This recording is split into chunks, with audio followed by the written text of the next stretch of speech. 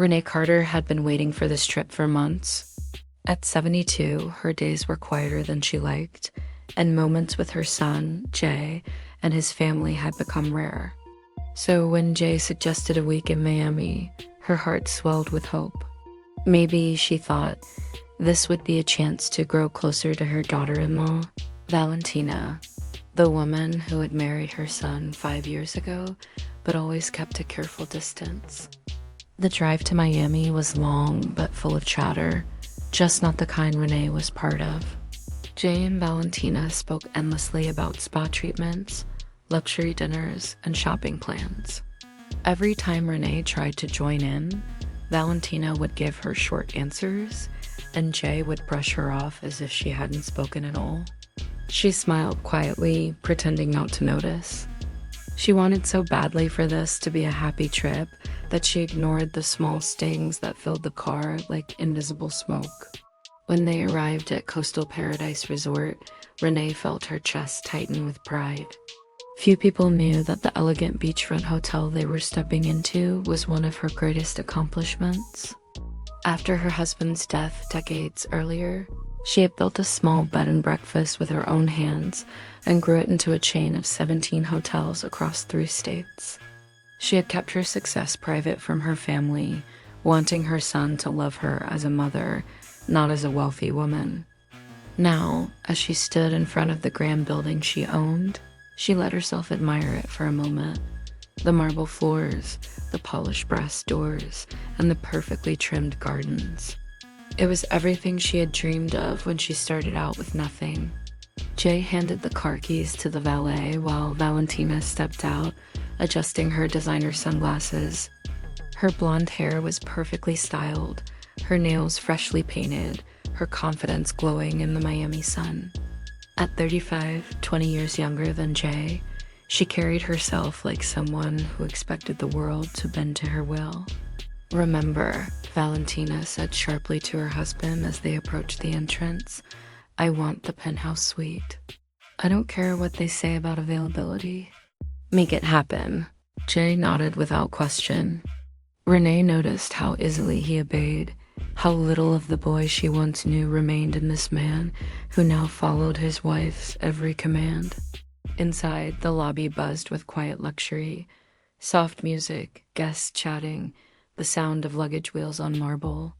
Renee smiled as she recognized Jasmine, the front desk manager. Jasmine's eyes widened in recognition, but Renee gave a small shake of her head. She didn't want anyone to know who she was, not yet. "Good afternoon," Jasmine greeted warmly. "Welcome to the Coastal Paradise Resort. How may I help you?" "Reservation under Carter," Jay replied confidently. "We should have the penthouse suite," Jasmine typed quickly, then looked up with a polite smile. "Yes, Mr. Carter, I have your reservation for our Coastal Paradise Deluxe Suite. Unfortunately, the penthouse is booked for your entire stay." Valentina's expression hardened. Her jaw tightened as she leaned forward. "That's unacceptable. I specifically requested the penthouse. Do you know who we are?" "I apologize for any misunderstanding, Mrs. Carter," Jasmine said calmly. "The deluxe suite is one of our best rooms and has a private balcony. I don't want to hear about a second-rate room." Valentina snapped, her voice rising enough to make nearby guests turn their heads. "I want the penthouse, and I want it now." Renee stepped forward gently, hoping to calm the tension. "Valentina, maybe we could." Before she could finish, Valentina spun toward her, eyes blazing. "Don't you dare speak," she hissed, her voice echoing through the elegant lobby. "Jasmine, or whatever your name is, ignore this old woman. She's just the help we brought with us. She's not important." The words hung in the air like poison. Conversation stopped. All eyes turned toward Renee, who stood frozen in disbelief. Valentina wasn't done. "Don't talk to the old woman," she shouted, pointing at Renee. "She's just the servant, the nanny. Don't waste your time on her." Renee's cheeks burned as humiliation flooded through her. She had never been spoken to like that in her entire life, not by strangers, and certainly not by her own family. But what broke her heart completely was what came next. Jay laughed. Not a nervous laugh, not one born of discomfort, but a real laugh. The kind that said he found the whole scene amusing. "Oh my God, Valentina," he chuckled, wiping away a tear. "You're terrible, but you're not wrong. Mom, just let us handle this, okay? Go sit down somewhere." The words hit her like a slap. This was her son, the boy she had raised alone, the one she had sacrificed everything for. And now he stood there, laughing at her humiliation. Jasmine's face turned pale. Guests were whispering. Some had even pulled out their phones. Renee wanted to disappear. But deep inside her chest, under the crushing shame, something still held firm, the strength that had carried her through every hardship of her life. "Ma'am," Jasmine said softly, her voice kind but professional. "Perhaps you'd like to wait in our lounge while we resolve the room issue." Before Renee could answer, Valentina sighed loudly. "Yes, please take the old woman somewhere quiet, and make sure someone keeps an eye on her. She tends to get lost." Jay chuckled again. Renee straightened her back, refusing to let them see her crumble. She picked up her small suitcase and walked to the elevator without another word. As the doors closed, she caught Jasmine's eyes one last time. Jasmine gave a small nod, a silent message that she understood and was waiting for Renee's signal. When the elevator began to rise, Renee stared at the numbers lighting up one by one, -3, 4, 5. Each floor bringing her further from the humiliation below and closer to something else growing inside her. Pain, yes, but also something sharper. Something that felt a lot like determination. That night, she lay awake in her beautiful hotel room, the very room she owned, staring at the ceiling. The memory of Jay's laughter echoed in her mind. The woman who had spent decades building an empire had been treated like dirt by her own son and daughter-in-law, and they had no idea who she really was. But one day soon, they would. The next morning, sunlight streamed through the curtains of the deluxe suite, painting the walls in soft gold. Renee had barely slept. The humiliation from the day before still burned in her heart like an unhealed wound. Still, when the alarm on her phone buzzed, Renee got up quietly. She reminded herself that she hadn't come here to fight. She came for family, for peace. Renee spotted Jay and Valentina at a table near the window with their 2 children, 12-year-old Noah and 8-year-old Lila, laughing over their pancakes. "Good morning," Renee said softly, smiling as she approached. "Oh, hey," he said flatly. "That's fine, I'll just grab a coffee," Renee replied, still trying to sound cheerful. Noah gave her a small nod, but Lila looked uncertain, glancing at her mother before replying, "Morning, Grandma." It wasn't the warm hug or smile Renee hoped for. The silence between her and Valentina stretched like a wall. Before the young man could answer, Valentina interrupted sharply. "She's fine. Just coffee for her." Renee kept her composure. She'd lived through harder mornings where she'd gone without food just to keep Jay fed when he was a child. "Jay and I are going to the spa," she said, dabbing her lips with a napkin. Valentina looked her up and down, then smirked. "And please, try not to embarrass us. Maybe wear a hat or something." Noah ran off immediately to join a group of kids playing soccer, but Lila stayed close. Building sandcastles beside Renee, Lila smiled shyly. "Thanks. She said you used to be poor, and now you live off us. And I'll always be family. What matters is that we love each other, okay?" Later that afternoon, when they returned to the hotel, Valentina was lounging by the pool in a designer swimsuit, sipping a cocktail. "Well, look at you two," Valentina said as Renee and Lila approached. "How was babysitting?" As they walked away, Renee overheard Valentina giggle and say to Jay, "She actually thinks she's part of this family." "Can you believe it?" Jay frowned. "Yes, that's us, the Carters." Renee wanted to sink into the floor.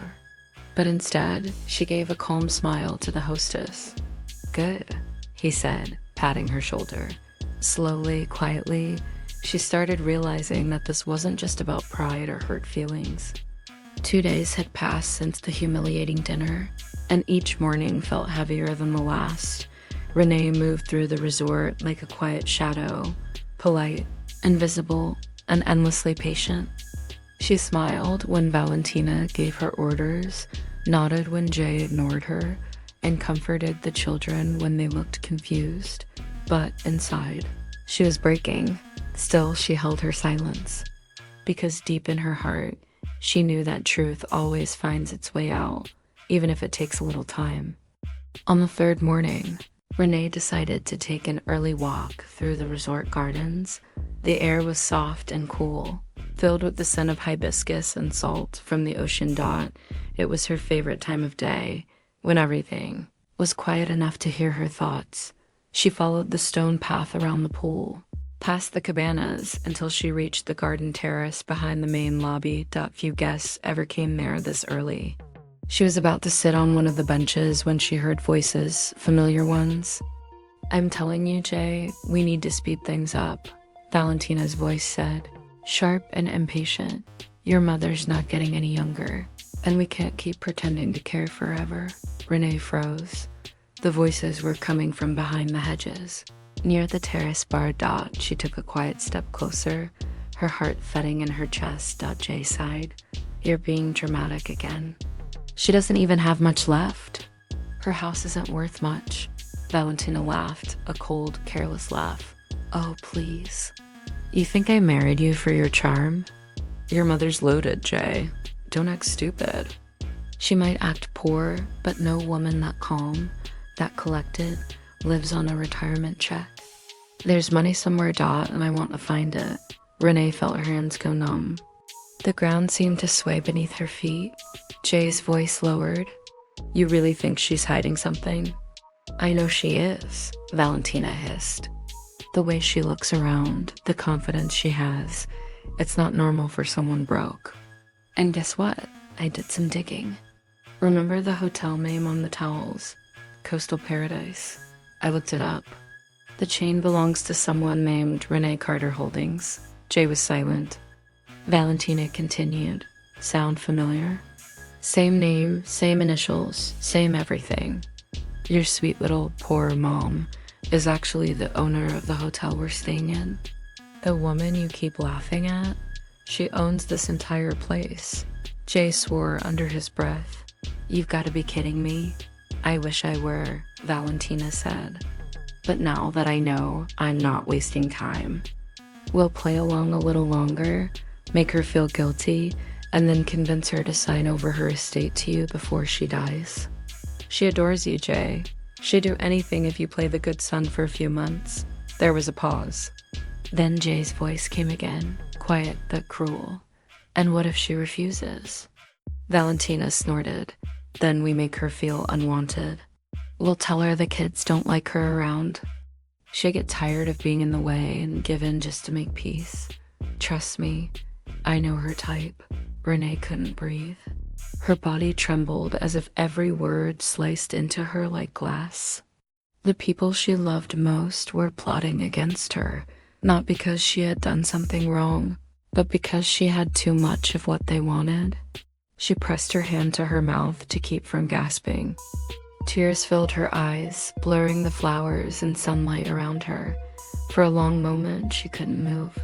Then she turned slowly and walked away, her steps careful, steady. She didn't want them to know she'd been there. Not yet. That afternoon, she stayed in her room, silent. She didn't eat. She didn't answer when Valentina knocked once to tell her they were going shopping. She sat by the window, watching the waves crash and retreat. Her mind went back to her younger years, the struggles, the nights she spent sewing curtains just to make rent, the sacrifices she made so Jay could go to college. She remembered the day she signed the papers for her first hotel, tears of joy streaming down her face. And now, the very child she raised with love and discipline was scheming to take everything away from her. By evening, she had made up her mind. She wouldn't confront them yet, not in anger. No, she would let the truth speak for itself. When Jay and Valentina returned from shopping, their arms full of branded bags, Renee greeted them with a calm smile. "Did you have a good day?" she asked out. Valentina shrugged. "It was fine. The boutiques here aren't great. Next time, we should go somewhere more exclusive." Renee nodded politely. "That sounds lovely." Valentina frowned slightly, sensing something different in her tone. "You're quiet today," she said. "Something wrong?" Renee smiled faintly. "No, dear. I'm just thinking." "Well, don't think too much," Valentina said, waving her hand dismissively. "We're going out for dinner. You can stay in tonight if you're tired." "Thank you," Renee said softly. "I think I'll rest." When they left, she sat down at her writing desk and took out a small leather notebook, one she hadn't touched in years. Inside it were neatly folded papers, ownership documents, investment records, and letters from her lawyers. She smiled sadly as she looked at them. Everything she had ever built was right there in her name. She picked up her pen and began writing a letter, not to her son, but to someone else entirely. "Dear Jasmine," it began, "I believe it's time to make a few things known. Tomorrow morning, please arrange for a private family breakfast in the Ocean View Hall, and make sure our head of staff is present as well. Thank you for always respecting my privacy. Warmly, Renee Carter." When she finished the note, she sealed it in an envelope and placed it on the table. Then she looked at herself in the mirror. The sadness in her eyes was still there, but behind it now glimmered something else: resolve. The next morning would change everything. The morning sun poured softly through the curtains, spreading a golden light across the resort. She dressed carefully in a cream linen dress and pearl earrings, simple, graceful, and quietly strong. The reflection that stared back wasn't the old woman her daughter-in-law mocked, but the woman who had built an empire with her bare hands. In the Ocean View Hall, sunlight glimmered across the breakfast table. Fresh fruit, pastries, steaming coffee, and soft music playing in the background. Jay and Valentina entered, both dressed impeccably as usual. Renee smiled warmly. "I thought we could enjoy a private breakfast today. Just family." Jasmine, standing quietly nearby, almost smiled, but she stayed silent. "I just wondered if your conscience ever keeps you awake. About pretending to care, about making me feel unwanted, about finding ways to take what I've built." Renee's eyes met hers, calm, steady, and piercing. "No, Valentina." The color drained from Valentina's face. You're lying." Renee's expression softened, but there was no warmth left in her tone. Tears filled her eyes, but her voice stayed firm. She smiled sadly. "I still have that card. But I suppose promises fade faster than memories." Renee looked at her calmly. "No, Valentina. Money doesn't make anyone better, but kindness does. Respect does."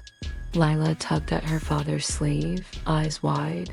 "Daddy, Grandma owns this place, and I built it for people to feel safe and loved." The little girl nodded slowly, her eyes brimming with tears. "Your future," she said simply. "Inside that envelope is a check, not for what you hope to take." His lips quivered. "Mom, please don't do this." Renee touched his arm gently. For a long moment, Renee sat there, the room filled with the quiet sound of waves outside the windows. Jasmine approached softly. She whispered to herself, "Sometimes love means letting go, not out of anger, but out of peace."